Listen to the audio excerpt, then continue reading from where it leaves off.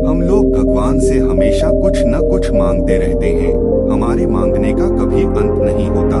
कई बार हमारी मांगी मुराद पूरी होती है तो कई बार ऐसा लगने लगता है कि प्रार्थना बेकार जा रही है, भगवान हमारी सुन ही नहीं रहा है। जबकि सच यह है कि भगवान हर किसी की सुनते हैं और सभी की झोली भरने की कोशिश करते हैं। लेकिन जब झोली भरी हो या आपको भरी झोली को खाली करने का तरीका नहीं मालूम हो तो भगवान यही सोचता है कि इसे देने का भी क्या फायदा। अगर आप वस्तुओं का उपयोग समुचित प्रकार से करेंगे तो निश्चित ही आपको आपकी मांगी गई चीज मिल जाएगी। लेकिन अगर आप उपयोग करना ही नहीं जानेंगे तो वस्तु लेकर करेंगे क्या। इस संदर्भ में एक रोचक कथा है। भगवान बुद्ध के एक शिष्य ने कहा, प्रभु मुझे आपसे एक निवेदन करना है।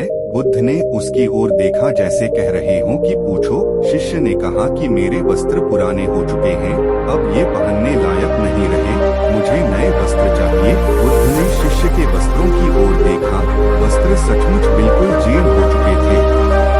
बुद्ध ने दूसरे शिष्य से नए वस्त्र लाने के लिए कहा।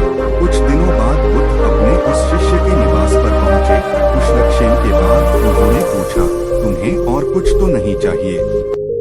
शिष्य ने कहा कि मैं इन वस्त्रों में बिल्कुल आराम से हूँ, मुझे और कुछ नहीं चाहिए। अब बुद्ध और शिष्य का संवाद शुरू हुआ जो इस प्रकार था। बुद्ध, अब जबकि तुम्हारे पास नए वस्त्र हैं तो तुमने पुराने वस्त्रों का क्या किया? शिष्य, मैं अब उसे ओढ़ता हूँ। बुद्ध, ओढ़ने के पुराने वस्त्रों का क्या किया?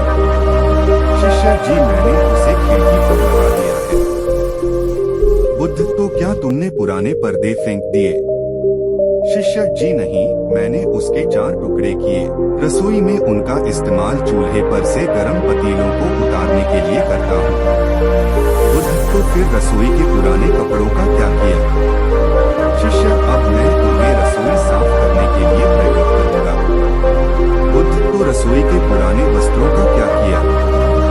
शिष्य, प्रभु वह अब इतना तार हो चुका था कि उसका कुछ नहीं किया जा सकता था। मैंने उसका एक एक धागा अलग करके बातियां तैयार कर लीं, उन्हीं में एक से कल रात आपके कक्ष को प्रकाशित था। बुद्ध शिष्य के इन उत्तरों से संतुष्ट हो गए। वे प्रसन्न थे कि उनका शिष्य वस्तुओं को बर्बाद नहीं करता और उसमें समझ है कि उनका उपयोग किस तरह से किया जा सकता है। कथा सुनाकर संत ने कहा, इन दिनों जब प्राकृतिक संसाधन दिन प्रतिदिन कम होते जा रहे हैं तो हमें कोशिश करनी चाहिए कि चीजों को बर्बाद ना करें और अपने छोटे छोटे प्रयत्नों से इस धरती को सुरक्षित बनाकर रखें।